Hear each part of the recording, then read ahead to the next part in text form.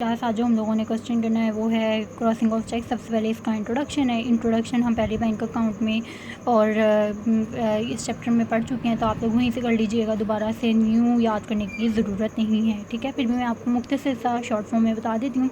यहाँ पे क्या लिखा हुआ है, इसमें उन्होंने कहा है कि चेक जो है एक निगोशिएबल तहवील पज़ीर अलाते एतबार होता है, जिसे हम किसी दूसरे शख्स के हवाले आसानी से कर सकते हैं। लेकिन चेक में गुम हो जाने का और चोरी हो जाने का ख़तरा मौजूद होता है। लेकिन अगर चेक क्रॉस हो तो चेक में चोरी हो जाने का और गुम हो जाने का ख़तरा कम होता है। ठीक है, आगे इसकी डेफिनेशन है। डेफिनेशन क्रॉस चेक की है, तो ये जो हम लोगों ने पहले क्रॉस चेक की डेफिनेशन याद की, पीछे वही आप लोग लिख लीजिएगा, दोबारा से याद करने की ज़रूरत नहीं है यहाँ पे। ठीक है, ये बात हम लोगों को पता है कि क्रॉस चेक कौन सा चेक होता है।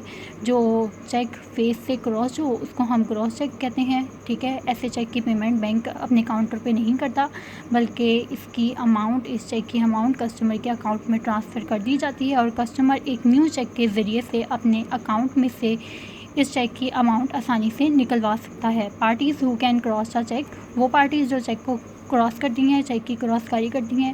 इसमें है drawer of cheque, holder of cheque और बैंक। ड्रॉअर ऑफ चेक वो पर्सन होता है जो चेक को बनाता है, इसको हम क्या कहते हैं, drawer of cheque. Holder of a cheque, इसमें क्या कहते हैं कि जब चेक जो हो ड्रॉअर की तरफ से क्रॉस ना किया गया हो या फिर ड्रॉअर की तरफ से जनरली क्रॉस हो, तो और होल्डर के पास ये अथॉरिटी होती है कि वो चेक को स्पेशली तौर पर क्रॉस कर सके। ठीक है, स्पेशल क्रॉसिंग कर सके। आगे है बैंक। बैंक कौन होता है, बैंक क्या काम करता है, इसमें उन्होंने कहा है कि जब ड्रॉअर और holder of a cheque bank में अनक्रॉस चेक लेकर प्रेजेंट होंगे या फिर वो चेक लेकर प्रेजेंट होंगे जो जनरली तौर पर क्रॉस हो, तो बैंक के पास ये अथॉरिटी होती है कि बैंक इसे स्पेशल क्रॉसिंग में कन्वर्ट कर सके। ठीक है, तो आगे इसकी टाइप्स ऑफ क्रॉसिंग है। इसमें क्रॉसिंग ऑफ चेक है, सबसे पहले ये छोटी सी डायग्राम है, ये आप लोग ज़रूर कीजिएगा। ठीक है, कि चेक की क्रॉस कारी किन तरीक़ों से होती है। सबसे पहले है जनरल क्रॉसिंग और इरेगुलर क्रॉसिंग। जनरल क्रॉसिंग से जो पॉइंट्स निकलते हैं वो है, रेगुलर क्रॉसिंग से जो पॉइंट निकलते हैं वो है जनरल क्रॉसिंग और स्पेशल क्रॉसिंग। ठीक है, रेगुलर क्रॉसिंग हम इसमें बढ़ते हैं कि क्या कहते हैं, इसमें क्या कह रहे हैं कि जब चेक जो हो तहवील पज़ीर अलाते एतबार में जो रूल्स और रेगुलेशन लिखे हुए हैं, ठीक है, उसके मुताबिक चेक को क्रॉस किया गया हो, चेक की क्रॉस कारी की गई हो, तो ऐसे चेक को हम क्या कहते हैं, लीगल और वैलिड और रेगुलर क्रॉसिंग वाला चेक। ठीक है, रेगुलर क्रॉसिंग के हम लोगों ने पढ़ा था कि दो टाइप्स, जनरल और स्पेशल क्रॉसिंग। सबसे पहले है जनरल क्रॉसिंग। जनरल क्रॉसिंग में क्या कहते हैं, According to Section 123 of Negotiable Instrument Act, when a check bearer crossed its face addition the word company, account payee, or not negotiable, or without these word between two parallel lines, these check shall be deemed as cross check। क्या कह रहे हैं कि जब एक check जो है अपने फेस से, चेक को फेस से क्रॉस किया गया हो दो पैरेलल लाइन से, और उन क्रॉसिंग के दरमियान अकाउंट्स पे कंपनी का नाम या फिर नॉट नेगोशिएबल इंस्ट्रूमेंट का वर्ड इस्तेमाल किया गया हो, या फिर उन पैरेलल लाइंस के दरमियान कुछ भी ना लिखा गया हो, तो ऐसे चेक को हम क्या कहते हैं, जनरल क्रॉसिंग। ठीक है, इसके बाद इसके कुछ फीचर्स हैं, 3 फीचर्स उन्होंने बताए हुए हैं। अभी हम लोगों ने पढ़ा कि चेक को पैरेलल क्रॉस किया गया हो। ठीक है, these line should be transfer parallel not like x. क्या कह रहे हैं कि ये लाइंस जो हों, क्रॉसिंग का मतलब ये नहीं है कि आप क्रॉस कर दोगे कांटा लगा दोगे। ठीक है, क्रॉसिंग का मतलब ये है कि आपने दो पैरेलल लाइंस लगानी है जो दोनों एक दूसरे के आमने सामने हो। ठीक है, आगे इसमें क्या कह रहे हैं कि आप इसमें अकाउंट पे कंपनी का नाम या फिर कंपनी का नाम और अकाउंट पे जो है वो लिखना ज़रूरी नहीं है। ठीक है, तो इसमें स्पेसिमेन ऑफ जनरल क्रॉसिंग है हमारे पास है कि जनरल क्रॉसिंग का स्पेसिमेन है। इसमें उन्होंने हमें कहा था कि दो पैरेलल लाइंस खाली भी हो सकती हैं। ठीक है, दो पैरेलल लाइंस के दरमियान कुछ भी ना लिखा हो तब भी सही है। अगर दो पैरेलल लाइंस के दरमियान हम कंपनी का नाम लिख दें तब भी सही है, पे का नाम लिखा हो तब भी सही है, या नॉट नेगोशिएबल का नाम लिखा हो तब भी सही है। ठीक है, तो ये चेक का स्पेसिमेन है, इसमें उन्होंने दो पैरेलल लाइंस के दरमियान जो है वो अकाउंट पे ही लिखा हुआ है। तो आगे जो हमारे पास है पॉइंट वो है स्पेशल क्रॉसिंग। स्पेशल क्रॉसिंग में क्या कहते हैं कि जब चेक जो हो अपने फेस से दो पैरेलल लाइन से क्रॉस हो, ठीक है। और इस क्रॉसिंग के दरमियान जो है वो बैंक का नाम स्पेसिफाइड करना ज़रूरी होता है, ठीक है। इसमें बैंक का नाम लिखना ज़रूरी होता है।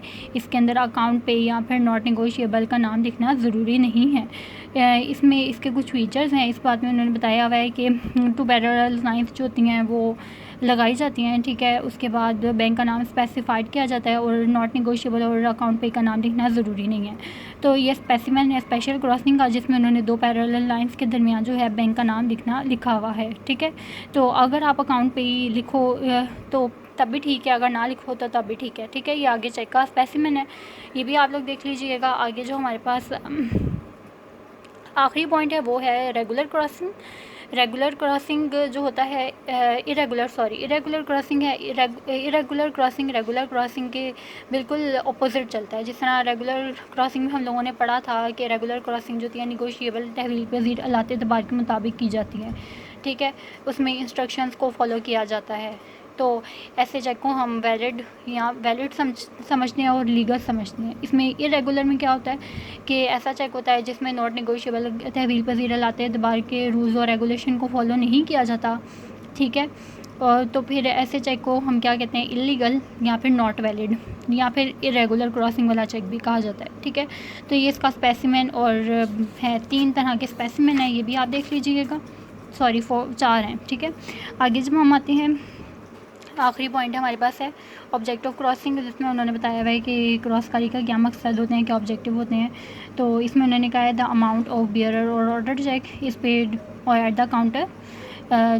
ये बात हम लोगों को पता है कि अगर चेक बियरर या फिर ऑर्डर चेक हो तो ऐसे चेक की पेमेंट जो है बैंक अपने काउंटर पर कर देता है, लेकिन अगर क्रॉस चेक हो तो ऐसे चेक की पेमेंट बैंक के काउंटर पे नहीं की जाती है, ठीक है। कस्टमर के अभी मैंने आप लोगों को बताया कि ऐसे चेक की जो पेमेंट होती है वो कस्टमर के अकाउंट में ट्रांसफ़र कर दी जाती है और फिर कस्टमर चेक के ज़रिए न्यू चेक बनाकर अपने अकाउंट से पैसों को आसानी से निकलवा सकता है। तो ये ऑब्जेक्टिव ऑफ क्रॉसिंग है।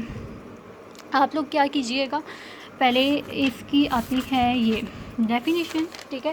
पहले हमारे पास इंट्रोडक्शन, फिर डेफिनेशन, फिर आप लिख लीजिएगा यहाँ पर ऑब्जेक्ट ऑफ क्रॉसिंग, ठीक है। उसके बाद फिर आप पार्टीज़ लिख लीजिएगा जो क्रॉसिंग में पार्टीज़ होती हैं, ठीक है। उसके बाद टाइप्स ऑफ क्रॉसिंग, उसमें फिर आगे टाइप्स आ जाएंगी।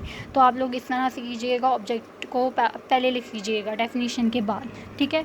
तो मैं आप लोगों के ये मेरे पास एक्सरसाइज के क्वेश्चन है। क्वेश्चन नंबर 8 में पढ़ती हूँ, what do you know about the crossing of cheque, also discuss difference its type. तो उन्होंने कहा है कि हम लोगों ने यहाँ पे क्रॉसिंग की टाइप्स बतानी है और यहाँ पर इसका डिफरेंस बताना है। जो अभी हम लोगों ने क्रॉसिंग पढ़ी, ठीक है, ये क्रॉसिंग की टाइप्स हैं और इसका जो डिफरेंस है इस बुक में वो